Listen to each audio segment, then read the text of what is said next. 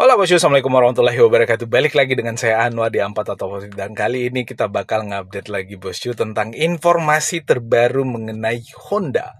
Dan ini mobil yang super keren ini yang kalian lihat ini adalah edisi terbaru daripada Honda All New CR-V yang ada di luaran sana. Entah di Indonesia bakal kayak gini juga bentuknya, kita belum tahu. Yang jelasnya di luaran sana itu bentuknya kayak gini dan ini super keren. Honda All New CR-V ini itu benar-benar berubah total dibandingkan dengan Honda CR-V edisi sebelumnya. Apanya yang berubah? Mulai dari depan, dari samping, lalu kemudian dari belakang berubah total. By the way, buat kalian yang baru ketemu channel kita, jangan lupa di pojokan sebelah kanan bawah ada tombol subscribe dan gambar jempol ke atas, serta video ini dibagikan kemana-mana melalui media sosial kalian. Dan kalau ada yang ingin kalian tambahkan atau tanyakan atau koreksi atau apapun itu, tuliskan di kolom komentar yang ada di bawah. Bebas, gratis, dan itu nggak dilarang dan nggak dipungut biaya sepeser pun bosku. Nah, Honda All New CR-V dengan desain yang super keren ini, nggak tahu apakah segera akan diperkenalkan di Indonesia apa enggak. Yang jelas, kalau kita lihat mulai dari Honda All New BR-V, lalu kemudian All New HR-V, itu bentuknya mirip-mirip kayak gini. Dan harusnya generasi CR-V, flagshipnya mobil Honda yang ada di Indonesia untuk saat ini, untuk SUV crossover, itu juga mendapatkan sentuhan pembaruan yang lebih fresh dan lebih gagah kayak gini lagi bosku. Nah, ini untuk tampilan awalnya, lalu kemudian untuk versi lain yang warna silver kayak gini. Karena sebenarnya ada beberapa versi untuk mobil ini, dan kalau kita lihat secara desain, mobil ini memang kelihatan menarik, kelihatan garang, kelihatan maco, dan kelihatan dewasa banget. Dewasa banget. Nah, untuk logo Honda-nya di sini kelihatan ya, kelihatan ada semacam kayak kaca mikanya di bagian atas, dan untuk grillnya di bagian bawah itu kelihatan keren juga, dan untuk bagian atas ini juga kelihatan tetap keren dan kelihatan tetap maco. Nah, untuk yang warna biru ini juga kelihatan oke ya. Sebenarnya sih saya lebih suka yang warna merah tadi ya. Antara warna merah dengan warna grey dengan warna biru ini, harusnya yang yang warna merah tadi itu lebih menarik dan lebih menantang kalau kita lihat secara desain. Dan untuk bagian velgnya, kalau yang ini dia dibuat dengan velg yang warna hitam full black ya. Full black kayak gini untuk bagian velgnya, lalu kemudian untuk side skirtnya dia dibikin dengan warna hitam dop juga ya, which is ini juga kelihatan mantep banget ya secara desain. Nah, untuk yang warna merah ini yang saya bilang tadi, cuman kalau kita lihat di sini ya, yang warna merah ini bentuk grill bagian bawahnya beda dengan yang ada di sini. Ya, mungkin beda tipe atau beda varian lah menurut saya untuk kedua mobil ini.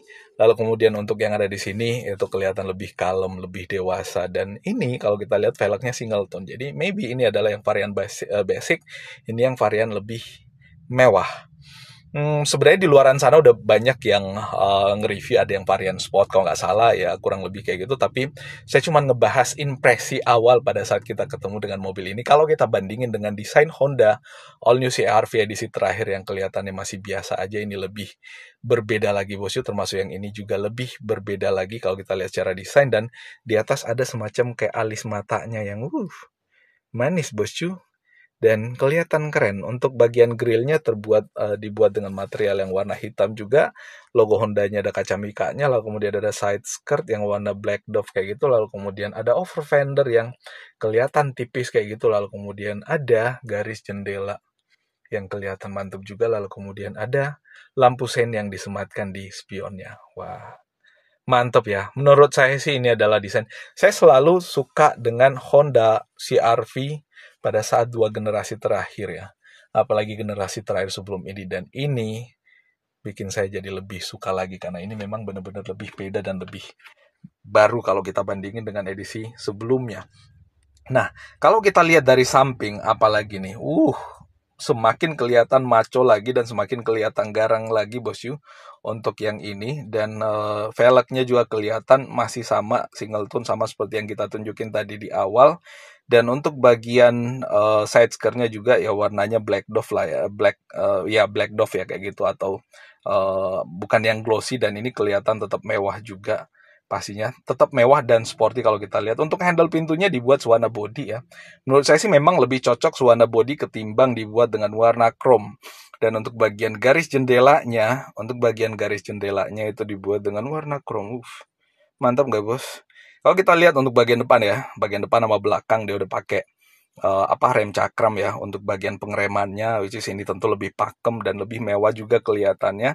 Dan di atas ini kelihatan ada shark fin antena, dan di bagian belakang ada spoilernya juga. Dan kalau kita lihat garis bodinya ini yang lebih manis dan lebih mantap untuk garis bodinya, dan kelihatan lebih elegan, lebih lux, lebih dewasa intinya kalau kita lihat secara desain.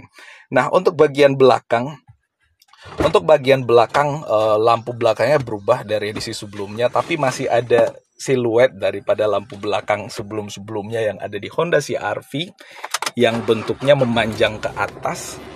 Dan untuk lampu belakang ya kelihatan ada semacam DRL yang kelihatan keren kayak gitu. Dan untuk bagian belakang overall berubah total daripada Honda CR-V yang sebelumnya. Udah pakai wiper belakang juga, tapi nggak kelihatan ada defogger belakangnya. Bagian bawahnya ada reflektor kecil kayak gitu. Terus ada cutting muffler atau knalpot yang nggak tahu ini double muffler apa enggak. Tapi setahu saya Honda CR-V itu ada yang pakai double muffler. Kalau nggak salah yang varian sport, ini yang varian basic. Kalau kita lihat dari bentuknya yang banyak perintilan yang sederhana. Di bagian depan sama kelihatan elegannya, di bagian atas ada alisnya.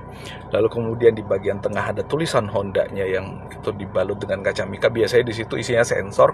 Tapi kalau kita lihat bagian atas itu lebih banyak lagi isi sensor-sensornya biasanya. Dan kita tahu bahwa Honda sekarang itu mengusung Honda Sensing sebagai bagian dari sistem safety-nya dia atau security system-nya si Honda untuk keamanan penumpang ya. Nah, ini dua varian sebenarnya yang beda kasta antara yang merah dengan yang warna grey ini, tapi secara keseluruhan kurang lebih sama, cuman beda kasta aja.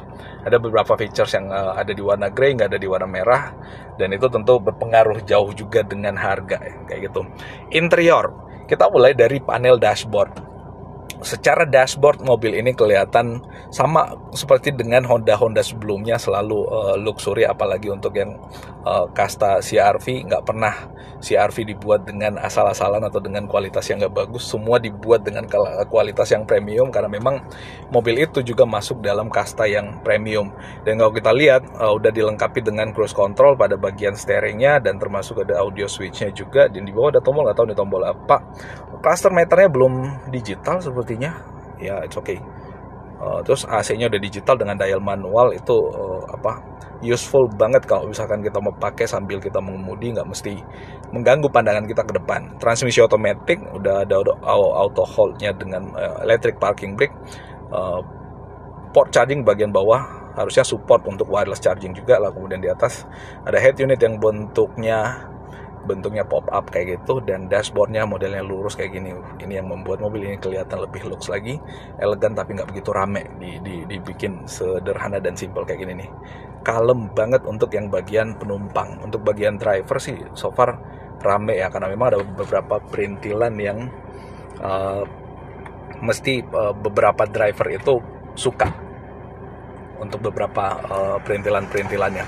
Lalu kemudian untuk di bagian luar, kalau kita lihat ke dalam kayak gini, itu sama kelihatan oke juga ya kalau kita lihat kayak gini.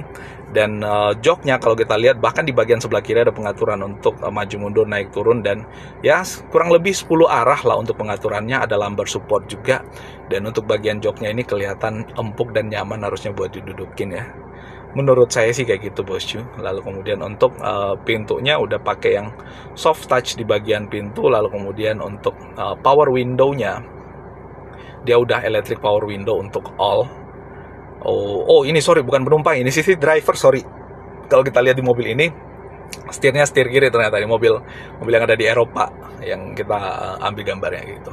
Nah, termasuk yang ada di sini kelihatan mewah ya. Saya paling suka yang ini sih sebenarnya, karena perpaduan warna hitam dengan jahitan yang warna merah, jadi kelihatan lebih sport. Dan biasanya untuk yang varian seperti ini tuh berarti ini adalah yang varian sport, varian yang dengan aksen-aksen warna merah yang kelihatan sporty, yang membuat mobilnya jadi kelihatan lebih sport juga. Untuk joknya, Honda nggak pernah mengeluarkan mobil dengan material jok yang tidak premium juga. Semuanya dengan material premium yang sama. Kalau misalkan kita lihat di sini untuk joknya ada beberapa uratan-uratannya kayak gitu, dan ini membuat mobilnya jadi kelihatan lebih gagah, Ada cup holder di bagian depannya 2, lalu kemudian untuk armrestnya cukup besar, dan untuk headrestnya pastinya adjustable, bisa diatur naik turun, dan untuk pengaturan joknya 2 komplit juga.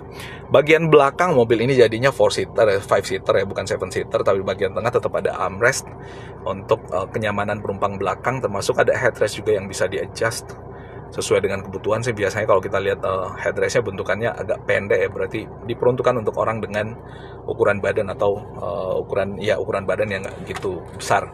Nah, untuk kargonya atau bagasinya cukup luas ya. Untuk bagasi, karena setahu saya si RV itu 7-seater, nggak tahu kenapa ada yang 5-seater ini, mungkin versi luar 5-seater.